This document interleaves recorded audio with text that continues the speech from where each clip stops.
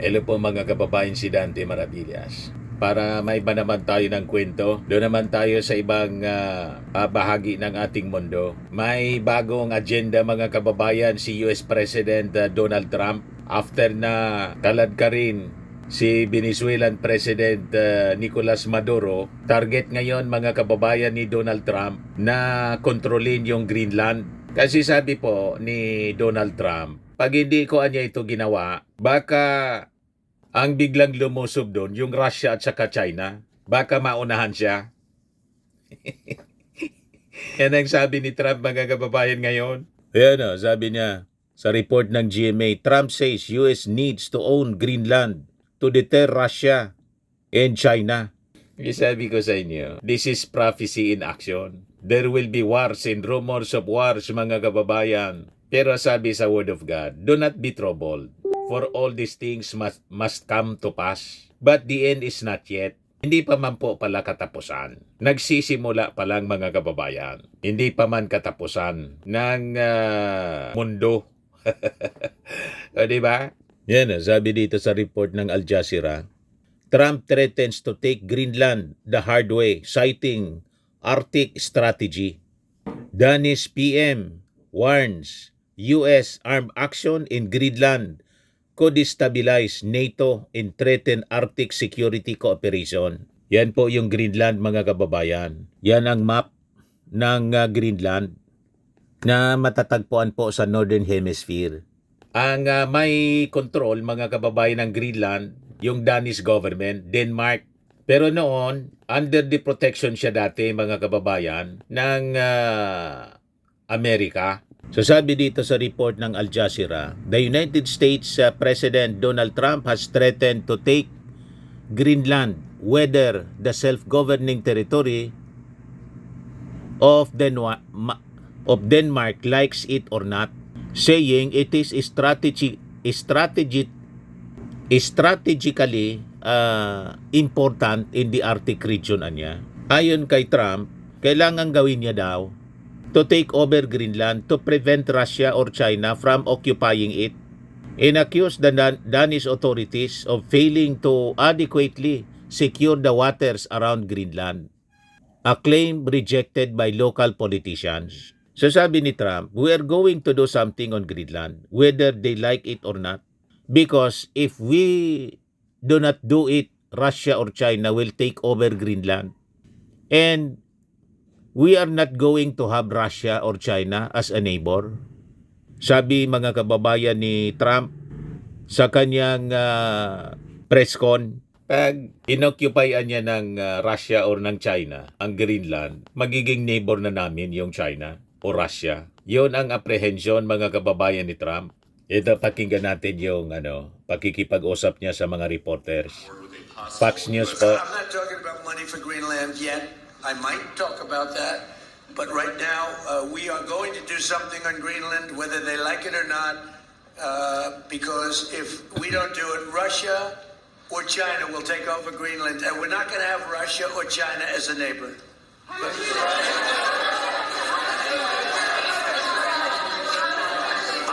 would like to make a deal, the easy way, but if we don't do it the easy way, we're going to do it the hard way.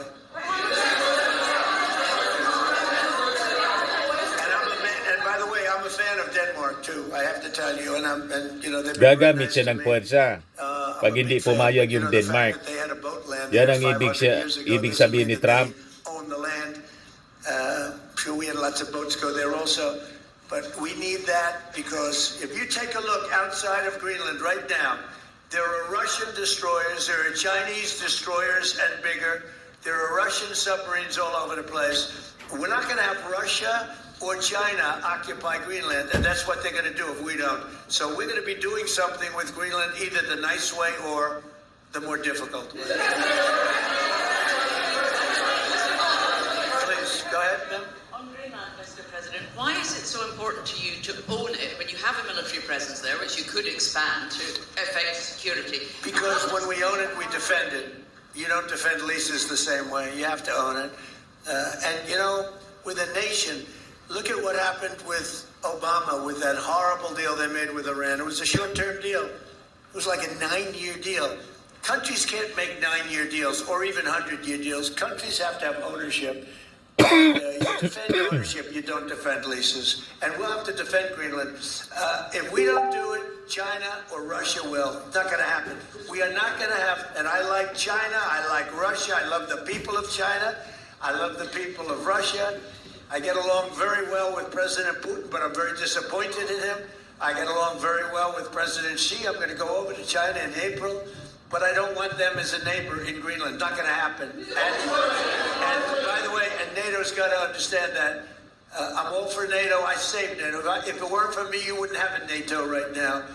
But we're not going to allow Russia or China to occupy Greenland, and that's what's going to happen if we don't. So that is the next action, mga kababayan, on the agenda ni President Trump ng Amerika to occupy and own Greenland. Ito siya, yung Greenland, mga kababayan. Mga around 50,000 ang population niya. Kung saan, mga kababayan, karamihan pumupunta dyan mga scientists. At ang tawag sa mga tao dyan, mga Inuit people. Yan o. Eskimo. Di ba? Mga indigenous Inuit people from Canada, Alaska. Yan ang mga tao dito sa sa Greenland. Pero siya yung pinakang malaking island of ice sa North America po, continent ng North America. Autonomous territory siya ng Kingdom of Denmark. Yan ang location niya. Kung titingnan natin sa globe, Greenland. So sabi dito sa history niya, though a part of the continent of North America, Greenland has been politically and culturally associated with the European kingdoms of Norway and Denmark for more than a millennium, beginning in 986. So yan, mga kababayan, ang history niya. Yung mga Norsemen mula sa Norway, nagsettle sila sa lugar ng southern part ng Greenland noong 10th century. Mula sa Iceland, at yung kanilang mga descendants pumunta sa Greenland for 400 years. Nagstay sila doon until disappearing in the late 15th century. Then 13th century saw the arrival of Inuit, yung mga indigenous people mula sa Alaska and Canada. Then from the late 15th century, the Portuguese attempted to find the northern road to Asia, which ultimately led to the earliest cartographic depiction of its coastline.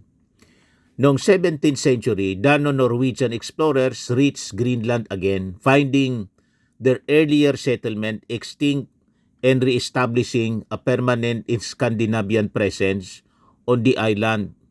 When Denmark and Norway separated nung nagkahiwalay nung 1814, Greenland was transferred to Norwegian to the Danish crown.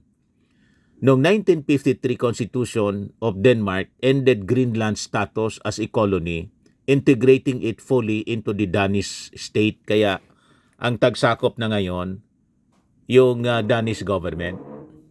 In 19th and the early 20th centuries were characterized by a Danish paternalistic policy for cautious development, ensuring that Greenland would be a profitable colony. In 1916, Denmark rights to Greenland were confirmed by the United States as part of a deal that facilitated the American purchase of the Danish West Indies. A controversy concerning a Norwegian claim to parts of Greenland ended in 1933, when the Permanent Court of International Justice founded by League of Nations ruled against Norway. So naging protectorate siya, mga kababayan, under protection ng Amerika noong panahon. Ngayon, dahil sa presence po ng Russia and China, naisip ni Trump to own, kontrolin uli, to control the Greenland para sa kanilang security. Ang sabi ni Trump, kailangan niya, we have to own Greenland. Pwede niyang pag-usapan namin with the Danish government, the easy way, o pwede din niyang the hard way. Yan sabi ni Trump po. Sabi ni Trump, kailangan na niya may deal kami with Denmark. Kahit whether niya they like it or not, dapat may deal sila sa amin. Pwede niyang easy way, pwedeng hard way. Ito yung mga itsura ng mga Inuit people, mga indigenous people ng Greenland. Yan po. Ngayon, sabi dito sa report ng Al Jazeera, Greenland's foreign minister said that the Greenlandic government should take the lead in planned talks with the U.S. Secretary of State Marco Rubio as the United States continues to threaten to take over the autonomous Danish territory. When it comes to Greenland, anya, it should be Greenland that takes the lead and speaks with the United States, sabi po ni Vivian Motzfeldt. Ewan ko kung tama yung pagka-pronounce natin sa pangalan niya, family name niya. Siya, si Vivian Motzfeldt, mga kababayan. Siya yung Minister of Foreign Affairs ng Greenland since 2022. So anyway, yan po yung abangan natin ng mga developments after na pusasan mga kababayan ng Amerika si Maduro after ng ginawang lightning attack sa mismong palasyo ni Venezuelan President Nicolas Maduro. Yan kasi, tinamon niya si Trump at tinawag pang kubarde. Get me niya. Ayun. Parang si Digong. Hinamon yung ICC. Ang tagal na niya, baka niya mamatay na ako. Ayun, na-deliver bigla.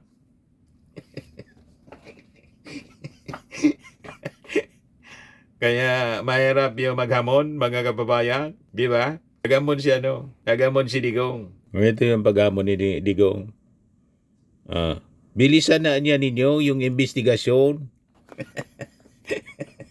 Baka niya mamatay na ako. Ayun, na-deliver. Si Maduro, ganun din po. Hinamon si Trump. Come, get me niya. Ayun. Parang kidlat po. Nilusob ng Delta Force. Yung mismong palasyo niya. Pinusasan, kinaladkad mga kababayan. Pa-Amerika si Trump. O si Maduro ni Trump. Ngayon, yung Greenland. Dapat niya, we should have a deal. Pwedeng easy way or hard way. Whether niya you like it or not. Yan to deter Russia in China daw, sabi po ni Donald Trump. Ayan man lang po mga kababayan para maiba naman yung ating kwento. Lagi na lang tayo yung mga balita dito sa atin. May mga importanteng balita din galing sa ibang parte ng ating mundo. Ako po si Dante Maravillas. Bye-bye. God bless.